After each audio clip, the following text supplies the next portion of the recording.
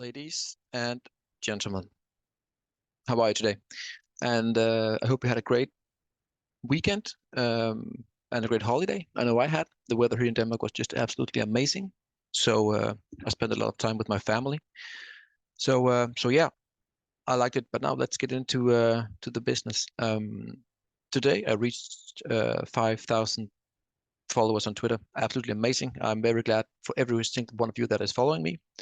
It has been a nice journey, but now my next goal is 10K. So please retweet and so on as much as you can. I highly appreciate it.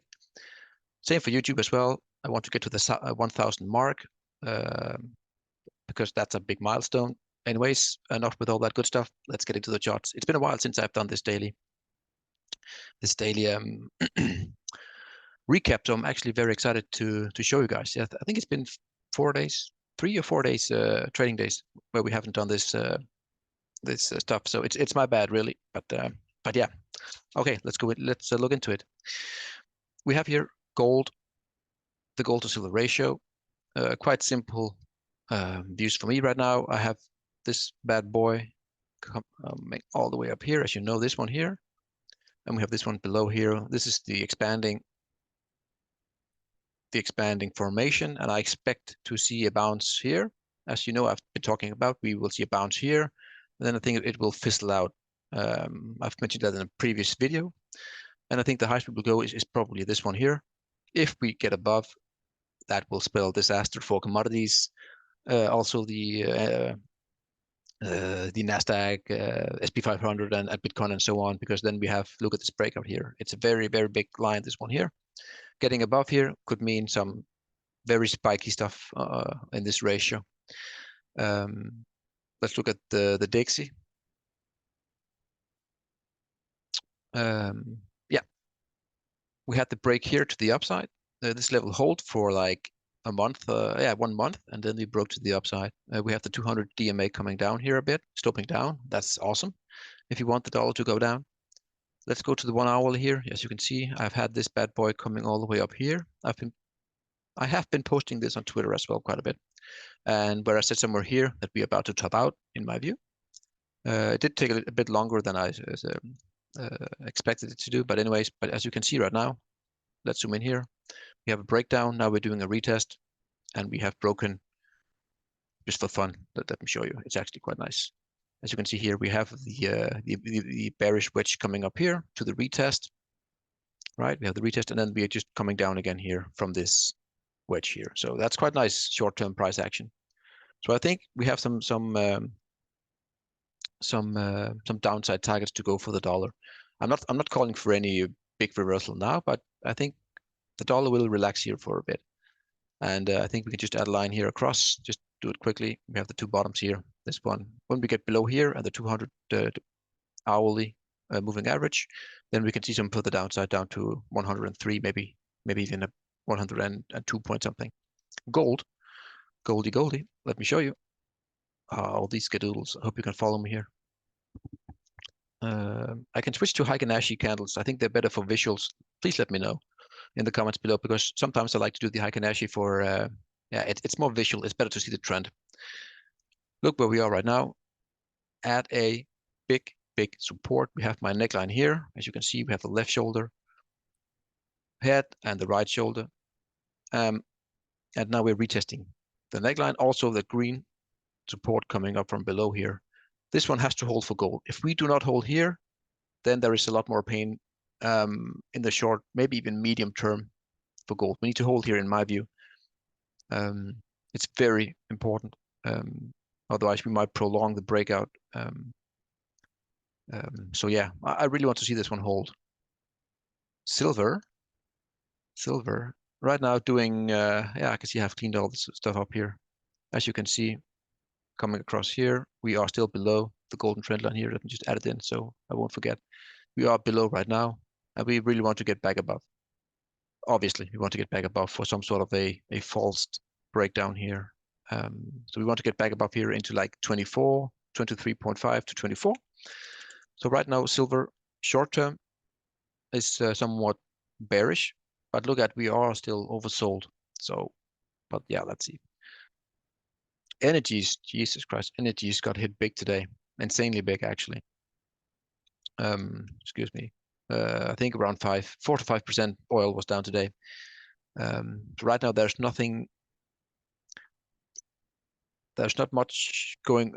It's Oil is not bullish at the moment, in my view, anyways. You know, I have my 82, 82 line here coming across, which in my view is where we go into bull mode if we are to get back above. Also, the 200 DMA we can get above. So, in my view, we need to get up here again and form some sort of base. But right now, it's just looking insanely bad, right?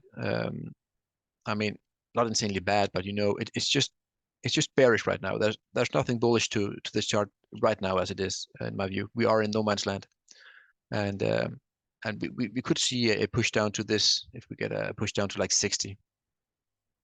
Also, let me show you here. I had a small bear flag here, as you can see, but for some reason all my charts are removed. I'm very sorry for that. We had a bear flag here, and we broke down. So bearish all over for oil.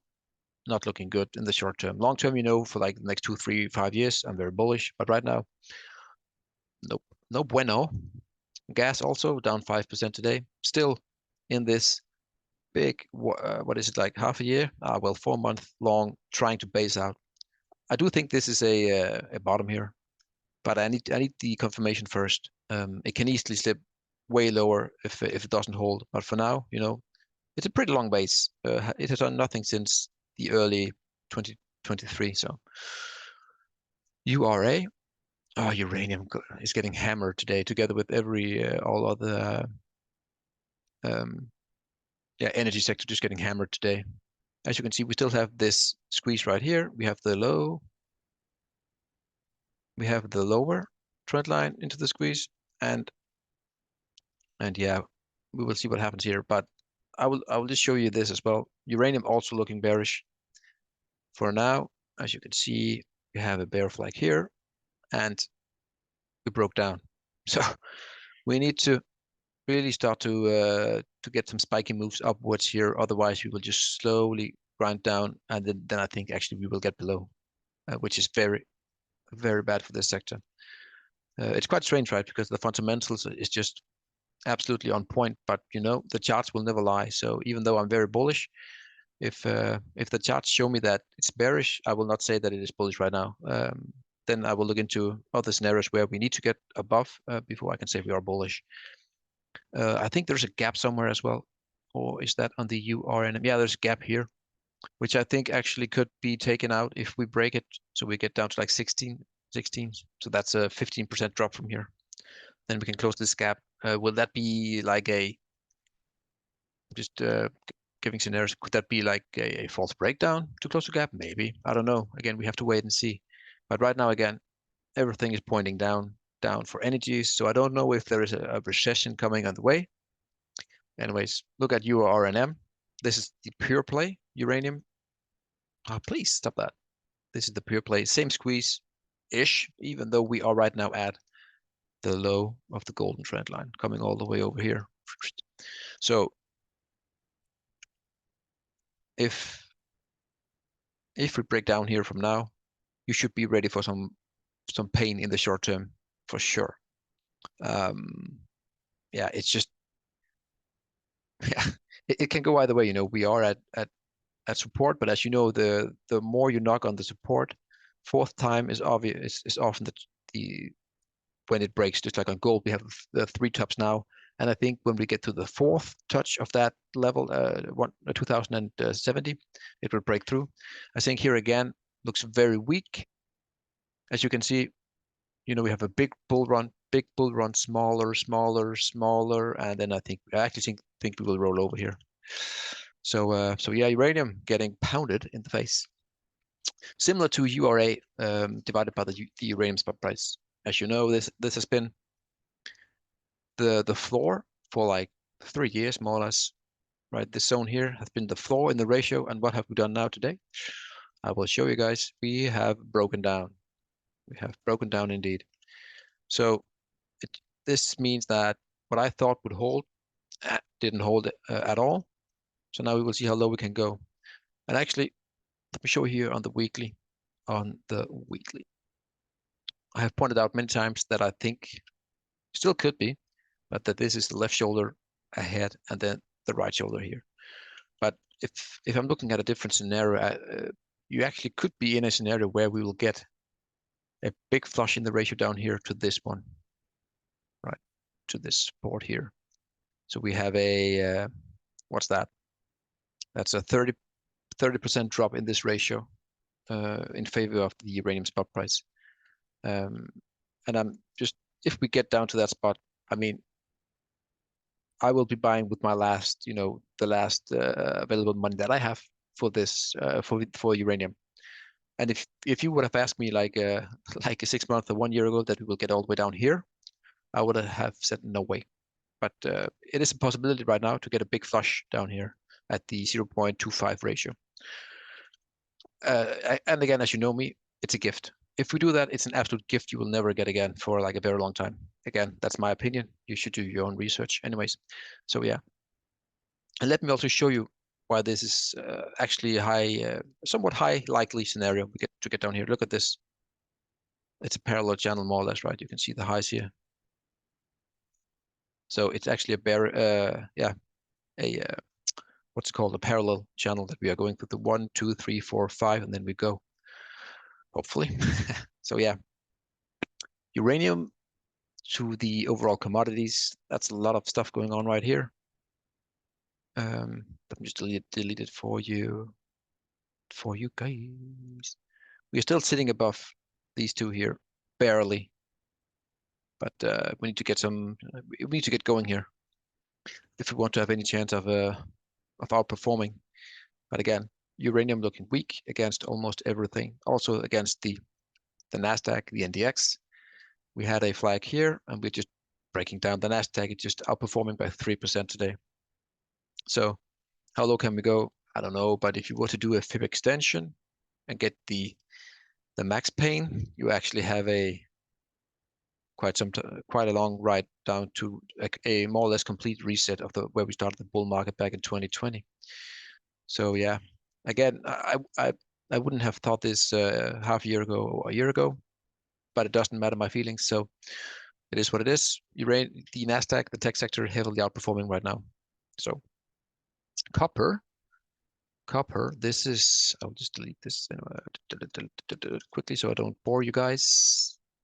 We have to go to bed and do all sort of stuff. Anyways, if we don't hold here, in my view, at the 200 DMA and this support coming up here, it's flush time and it's recession time in my view. So this is very pivotal. The 3.6-ish. Very, very important if you are a commodity and copper bull, right? That's how it's going to go. Again, more stuff that is looking like it could be recession time. This is the Baltic Dry Index Shipping ETF. And you can see here we broke the bear flag. And I think we'll go all the way down to May 2020 at 3.7. Absolutely insane. But it is how it is. So shipping doing very bad. Boat also, which is the global shipping ETF, also doing some bad stuff here. This was the information that I looked at. I'm not into this, so just bear with me. But anyway, quick breakdown here. Nothing bullish in my view on this in this sector at all. You need to get above this one here, which could be, remember, a inverted head and shoulders coming across here if we start to turn back up again here. But if it doesn't cut it anyways. This is the semiconductors ETF doing absolutely fantastic. To me, we have seen a short-term top right here, right now. Also, why? Because you're getting up to major resistance at these legacy, wick lows and highs here. So I think, we are right now at around 500 almost. This will be a big resistance to get through. So we have to wait and see. But I think we'll have a pause here. Also, we have the 1, 2, 3, 4, 5 wave up. So I think we'll have some sort of consolidation here, depending on how it forms, but that's how I see it. NVIDIA, I know a lot of people want to have AI into this, and sure, I follow that sector as well. I'm not invested at all into this one, but I'm looking for an entry, believe it or not. And I think, I really, really do think that if you have been able, to buy these lows here, maybe even buying the breakout here, if I have done that, bought this breakout here, and I see this gap here, completely vertical, more or less, one-way street, I'm selling here every single time. And even though it goes higher, I will be happy, because once this comes down, in my view, it will come down very, very fast and you won't be able to sell. That's my take on it. So yeah, to me, I will much rather sell, be on the sideline, wait for something to confirm the uptrend, but this one, it's just vertical, right? Straight up. So we have some sort of parabolic move here for NVIDIA. So I would be selling here all time, more or less. Yeah, that's how I see it. Then we have the Palantir, which I know is very much into AI as well. They have some government contracts also. But what I'm looking at right now is the pullback in NVIDIA. I think NVIDIA will close the gap, the news gap, earnings news. And I think Palantir will follow. So this is just one major, excuse me. We have the breakout, as you can see here, the breakout above the resistance. And then from there, it was just one-way street all the way up. I think we'll pull back here and do some sort of formation that will either confirm the uptrend or, go all the way down to the retest. And that would be an entry for me. But I have to wait and see what the chart is giving me here. Will it give me a bull flag? That is very likely, because this angle here is almost vertical. So often you see some sort of a continuation. But we have to wait and see what the chart gives us. And finally, Bitcoin. Bitcoin. Last time we spoke, I can't remember exactly, but I think we were down here when I said this was very bearish, obviously, because we have broken down, retest, and then further breaking down. But the tech sector and AI has done very well. So I think this has pulled Bitcoin up again. And we are now above the blue neckline, and now we are retesting from above, right? So just you can see the retesting going on every single time. And that's why I don't chase. You can, if you have a breakout with a level that's very, that has very big importance, you can more or less always just wait, buy the retest. Because what you see when this thing pops here is often just shorts that are covering. So it's not actually, it is buying, but it's not people that is willing to buy. It's just actually short that is just forced to buy back. And that's why you see the big pop often, and then you see the pullback, and then you buy here if you want to. Obviously, you can have your stop loss in place below, depending on how you want to play it. But buying retests is just an amazing way to make money. It really is. You can see it again here if you go for the bigger inverted head and shoulder. Excuse me, guys. You can see the bigger inverted head and shoulders here. You have the neckline, and we have the retest. Well, more or less, anyways. But you get my point. You have the retest of this big breakout here, and that's where you buy.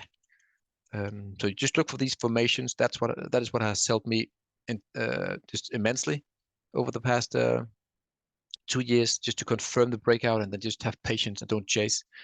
Because most people will be buying all the way up here when we are melting up, and that's when you get punished, right?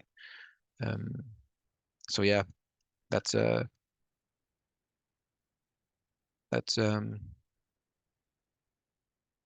can see here again, you almost had the retest back in 2020 for Bitcoin, and I bought the breakout here. So, but anyways, old story. I bought the breakout and I rode it all the way to 55K. So that's my best trade ever. So I'm very happy for that one. Okay, guys, it's a long video, but we had a lot to cover, and I added in AI. As mentioned, I'm looking for an entry here. I will cover it every time I do this video, and I will let you know when I have my entry and where I will place my stop loss, because I think you need a stop loss in this sector, because it's very hyped right now. But Palantir looks just absolutely amazing here. If you go to the weekly, just massive breakout, getting into some resistance. But I think we'll have a pullback, and then this is where we buy at some point. Anyway, guys, have an awesome day, and hopefully subscribe, all that good stuff. Cheers. Bye.